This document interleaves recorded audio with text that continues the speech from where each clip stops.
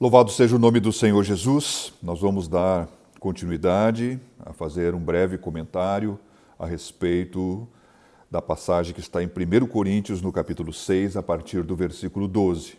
Hoje eu vou fazer uma breve introdução. Bom, até agora nós temos visto que essa cultura grega, a cidade de Corinto, com o porto, com o culto a Apolo, dentro do contexto homossexual, o culto que se fazia a Afrodite com as suas 1000 sacerdotisas que se tornavam prostitutas no cais dos portos, né? Que era um porto de um lado e um porto do outro. Tinha um canal, né? Que separava então dois mares. Essa cidade era uma cidade de uma rota onde se passava muita mercadoria no mundo antigo. Mas ela tem então um contexto, como na cultura grega, ele tem um grego, que agora está na igreja, ele tem um pensamento gnóstico. Né? Então, um gnóstico, ele tem uma visão de mundo aonde, dentro de uma cultura grega, aonde tudo aquilo que é espiritual seria qualificado como algo bom e tudo aquilo que é da carne, a própria carne, como algo mal. Vamos fazer uma ideia. Se eu pensar aqui na minha cabeça, eu vou pensar, eu vou construir tal coisa. Aquilo que eu penso, eu imagino, e pode existir uma perfeição no meu pensamento. Na execução, nem sempre vai ficar igual. Então, as coisas que são do intelecto, as coisas do espírito, né, elas são elevadas. As coisas deste mundo, a matéria, o corpo, isso não tem muito valor.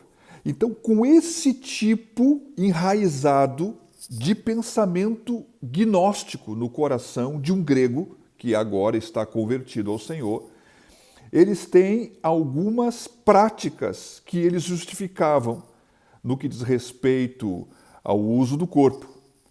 Então, o apóstolo Paulo, quando ele faz essa menção, dizendo aqui, todas as coisas me são lícitas, mas nem todas as coisas convêm, todas as coisas me são lícitas, mas eu não me deixarei dominar por nenhuma, ele está dizendo o seguinte, que não é que tudo que pode existir no mundo me é lícito. Existem coisas que nós falamos no vídeo anterior, ou na leitura anterior, que termina no versículo 11, que tem várias coisas que são injustas e ilícitas, como o adultério, como a avareza, como a maledicência, como a beberragem, a imoralidade e assim por diante, como lemos lá. Bom, aqui Paulo está falando assim, todas as coisas me são lícitas. Quais coisas que são lícitas?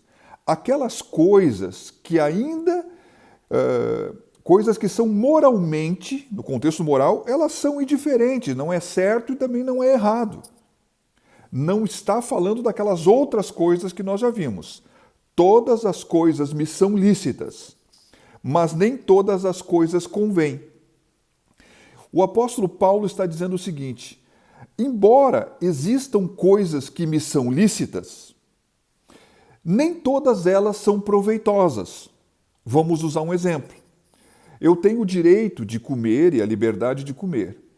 Mas no momento que a maneira que eu como, ou aquilo que eu como, ou aquilo que eu ingiro como alimento, escandaliza o meu irmão, ainda que isso seja lícito, eu, na verdade, não convém fazer, porque a fé do meu irmão pode ser abalada.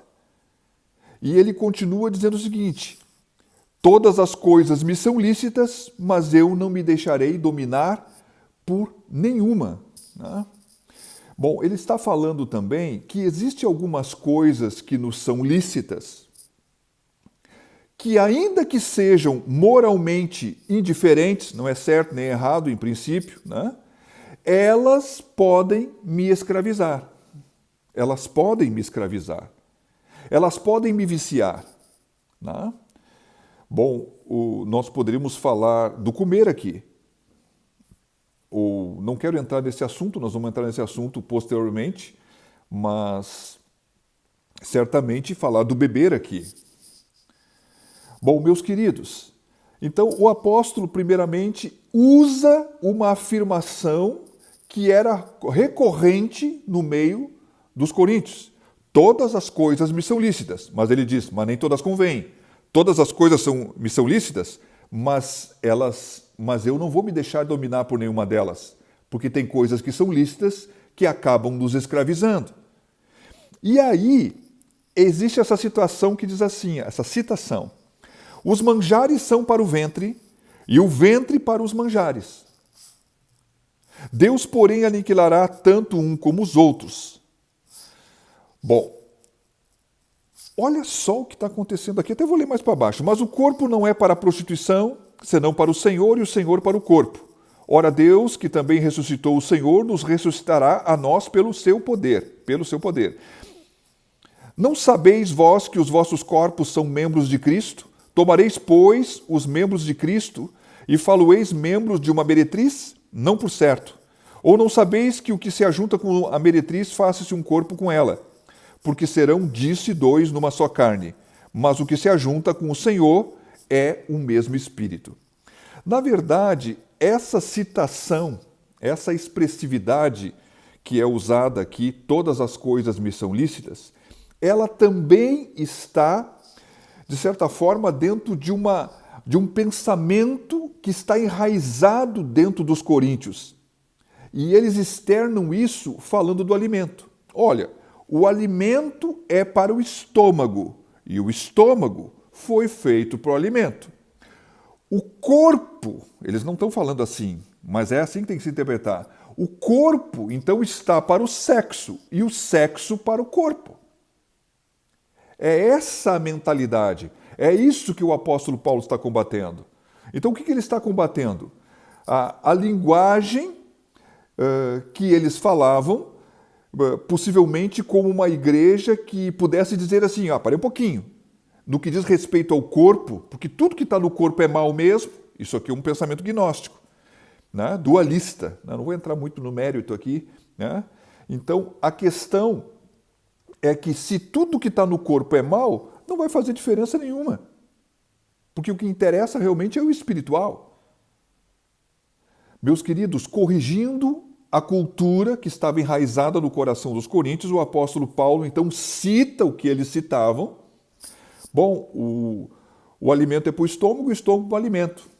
E eles estavam querendo dizer, então, na verdade, sobre a questão sexual. Olha, eu tenho vontade de comer e Deus me deu essa vontade de comer e eu preciso comer. E isso vem de Deus.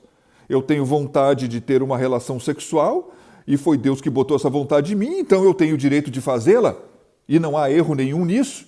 E é proibido proibir aqui. Não pode proibir nada. Então, quando o apóstolo Paulo discorre sobre o assunto, ele diz o seguinte, olha, Deus vai chegar um dia que ele vai destruir tanto os alimentos, né, quanto esse corpo ele vai ser destruído. Mas a verdade é que o que o apóstolo Paulo está querendo dizer assim, existem coisas que são passageiras. Isso que vocês estão se baseando não é um contexto, não é algo que é eterno, é algo passageiro. E ele vem dizer o seguinte, porque o corpo não é para a prostituição, mas o corpo é para o Senhor e o Senhor para o corpo. Olha só, meus queridos, o corpo é para o Senhor. Ele vem ressaltar aqui que desde o dia que nós nos convertemos, o Espírito Santo de Deus vem habitar em nós e o nosso corpo, que passa a ser membro do corpo de Cristo, ele é templo do Espírito Santo. Então está dizendo aqui abaixo, como já li, o corpo é para o Senhor habitar. O corpo é templo do Espírito Santo. E ele também diz que o Senhor é para o corpo. Como é que podemos entender isso? Meus amados, o nosso corpo foi criado por Deus. Deus criou o corpo. Deus sustentou o corpo. Quando Deus criou o corpo e sustenta o corpo, ele tem um propósito com esse corpo. Que através desse corpo nós possamos ser morada do seu Espírito e possamos servi-lo para levar outras pessoas a se reconciliar com ele. E é interessante que, ainda que esse corpo venha a ser aniquilado, porque esse corpo vai passar, o Senhor prometeu que vai ressuscitar esse corpo. Então, o corpo tem valor para Deus. O Senhor é para o corpo. O corpo tem valor para Deus. Mesmo porque ele é o templo do Espírito Santo. Mesmo porque somos um com Cristo. Meus amados, então o Senhor, ele ressalta aqui, combatendo através do apóstolo Paulo pelo Espírito Santo, combatendo essa visão que não tem problema ter relação sexual fora do casamento. Então, pudéssemos dizer assim, todas as coisas... pudéssemos dizer assim, o sexo me é lícito, mas podemos completar assim, só se for dentro do casamento. Quando ele acontece fora do casamento, o que fere um princípio. Um homem e uma mulher, quando se convertem, eles se fazem um com o Senhor, em espírito. Um homem e uma mulher, quando têm uma relação sexual, desde Gênesis está dizendo que aos olhos de Deus, os dois se tornam uma só carne. Meus queridos, então o Senhor fazendo essa analogia, especialmente do que diz respeito ao perigo do pecado da prostituição, aonde eu não li aqui, mas ele vai dizer que os homens têm que fugir do pecado da prostituição. Ele vem ressaltar, então, que o corpo, nosso corpo, foi feito com o propósito de servir a Deus, de ser santo e separado para Deus, e não ser usado como um instrumento de iniquidade, para que de uma forma prostituta, né? Então, se há uma unidade com o Senhor e o Senhor está no corpo pelo Espírito e o corpo é para o Senhor e o Senhor é para o corpo, nós não deveríamos deixar de cuidar desse corpo da maneira como o Senhor espera que cuidamos, porque na verdade o nosso corpo já pertence ao Senhor. Então, na figura de um casamento, quando um homem e uma mulher se casam, e vamos ver isso amanhã, né? Eles passam a ser um, e cada um tem, então, uma responsabilidade em relação ao outro. Meus queridos, o Senhor está dizendo que há uma seriedade porque somos templo do Espírito Santo. Bom, mais para baixo diz assim, fugir da prostituição, todo o pecado que o homem comete é fora do corpo, mas o que se prostitui peca contra o seu próprio corpo. Ou não sabeis que o nosso corpo é templo do Espírito Santo e que habita em vós, proveniente de Deus, e que não sois de vós mesmos? Porque fostes comprados por bom preço, quer dizer, fostes comprados, né? Glorificai, pois, a Deus no vosso corpo e no vosso espírito, os quais pertencem a Deus. Bom, ele fala aqui, como citei, que nós, como cristãos, sejam homens e mulheres, devemos fugir da prostituição. Tem um momento, então, que a palavra de Deus diz que nós devemos sujeitar-nos a Deus e resistir ao diabo. Bom, tudo certo. E ele fugirá de nós. Agora, no que diz respeito à prostituição, não é para enfrentar, não é para estudar, não é para, quem sabe, chegar na beira do abismo, não é para, de alguma forma, ser como aquele que permite que algumas coisas vão sendo acumuladas ou crescidas. A prostituição, ela precisa ser encarada com essa regra. Foge desse pecado, porque ele vai te enredar. Foge desse pecado, porque começa devagar e quando você vê, você está viciado e está preso, dominado por ele. Ele tem um grande poder de domínio. Então não enfrente esse pecado, mas fuja dele. É isso que ele está dizendo. Por que ele está dizendo isso? Porque, na verdade, o nosso corpo, que está junto com o Senhor, ele não foi feito para prostituição, mas foi feito para servir de casa, habitação do Espírito, como também Deus valoriza esse corpo ao ponto de ir a ressuscitá-lo. Meus amados, dizendo isso, nós temos aqui uma afirmação que é de difícil compreensão. Olha só o que diz aqui, deixa eu achar. Todo pecado que o homem comete é fora do corpo, mas o que se prostitui peca contra o seu próprio corpo. Bom, observe que quando uma pessoa mente, ela está falando para fora, quando uma pessoa rouba, ainda que ela use a mão, né, é uma coisa que está fora. Então, quando uma pessoa, ela, como no contexto aqui, ele fazendo uma referência que a pessoa se prostitui, ela estaria usando o próprio corpo. Tudo certo. Mas aqui está escrito assim: todo pecado que o homem comete é fora do corpo, mas o que se prostitui peca contra o seu próprio corpo. Nós não podemos deixar de falar que quando alguém se embriaga, ele está pecando e usando também o próprio corpo. Quando alguém fuma, ele está pecando e usando o próprio corpo. Quando alguém usa droga, ele está pecando e usando o próprio corpo. Quando alguém come demais, né, então ele está usando o próprio corpo. Então, aqui, eu penso que, naquilo que aprendi, aqui há duas formas de poder se pensar aqui. A primeira delas, ou seja, todo pecado que o homem comete é fora do corpo, mas o que se prostitui peca contra o seu próprio corpo. Poderia ser colocado uma visão de ver esse corpo falando daquele corpo que foi comprado pelo Senhor, que é membro do corpo de Cristo, cujo Espírito Santo habita nele, e que não deveria se pegar isso que é separado, que é para o Senhor e o Senhor é para este corpo, e se juntar num pecado sexual com uma meretriz, com uma prostituta. Isso é uma visão. Mas há uma outra maneira de pensar, né, em relação a esse assunto, embora ele seja difícil, especialmente no que diz respeito a essa parte aqui, mas todo pecado que o homem comete é fora do corpo. Bom, meus queridos, observe que, como falei antes, aquele que se embebeda, aquele que usa o tabaco, fuma, aquele que usa droga, aquele que ingere comida demais, isso tudo estaria sendo usado o próprio corpo.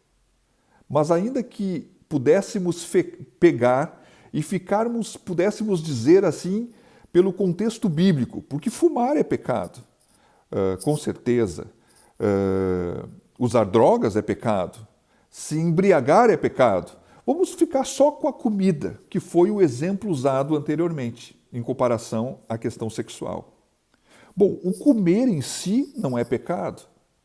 Quando uma pessoa come demais, nem sempre isso produz nela algo tão perigoso ou sério no que diz respeito à sua consciência, como se tivesse algo muito extenso, direto, agressivo sobre a sua alma.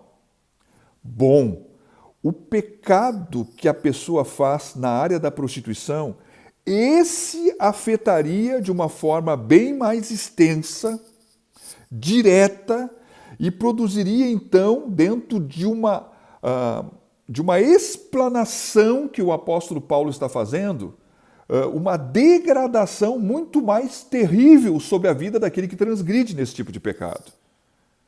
E vamos convir. Se uma pessoa, vamos usar esse exemplo, estou usando o exemplo de algo que seria lícito, mas que não me convém, ou que não vou me deixar de dominar pela comida. Ainda que a pessoa coma demais, ainda que faça isso, bom, isso é uma coisa da pessoa e o seu corpo ali, ainda que possa ter usado o corpo. Mas quando uma pessoa adultera, bom, se ela é casada, há um ferimento em relação a essa unidade que há com a sua esposa, com o seu esposo, há um drama de consciência, há uma luta no relacionamento, há uma mancha que é colocado. Até hoje, nós comentamos e falamos que Davi adulterou com Betseba. Bom, meus amados, esse termo realmente é de difícil compreensão, mas de uma forma geral, parece que o apóstolo Paulo está se referindo que todo o pecado que a pessoa comete é fora do corpo e quem se prostitui peca contra o seu próprio corpo, sendo que esse pecado produziria uma gravidade maior do que os outros que possam ser cometidos com o corpo. Ou ele está exemplificando e colocando isso dentro do contexto para dizer aos coríntios que, na verdade, ainda que todas as coisas moralmente indiferentes possam ser lícitas, nem todas elas convêm e a gente não pode se deixar dominar por elas. E, na verdade, o sexo, como ele vai falar no próximo capítulo, ele vai pegar o próximo capítulo, falar de prostituição e falar de casamento, ele está dizendo, então, que ainda que o sexo seja lícito, ele só é lícito dentro do casamento. Fora disso, estaria errado, é pecado, e nenhuma cultura e nenhum tipo de argumentação e prática, ainda que o meio da sociedade o faça, deve ser praticado por aqueles que têm um relacionamento com o Senhor e por aqueles que, de alguma forma, possam manchar o seu coração e ter lutas interiores e marcas e processos destrutivos na sua alma em consequência de um ato tão grosseiro como esse que se pode praticar e se não deve praticar. Eu vou encerrar aqui a minha explanação. Eu novamente quero colocar isso, né? Então, eu explanei o que eu sei, o que eu conheço. Se você tem uma visão mais ampla, por favor, faça o seu comentário, acrescente.